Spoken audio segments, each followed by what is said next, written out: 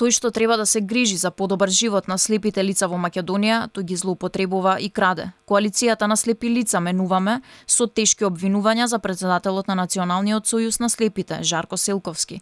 Велат дека парите наменети за слепите лица си ги користи за своји цели. Давал хонорари на лица кои не се членови на Сојузот, изнајмувал канцеларии каде го регистрирал Сојузот во 4 очи, а не на тендер. Ги злоупотребувал и службените возила наменети за слепите лица. Националниот сојуз на слепи на Република Македонија се финансира од страна на државата 17 милиони денари, кои што државата ги двои за потребите и за развојот на оваа категорија лица со попречен вид. Истовремено овие парични финансиски средства не се наменуваат за потребите наши.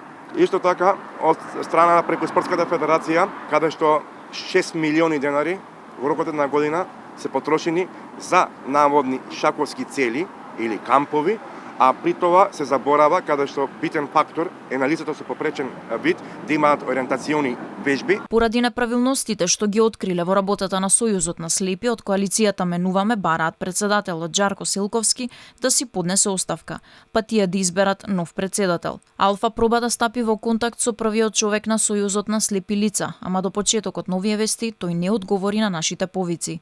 Слепите во Македонија се соочуваат со многу проблеми и потешкотии. 10 години не добеле зголемување на додатоците за попреченост и за туѓа нега, а не добиваат ни помагала, зашто бараат системско решение.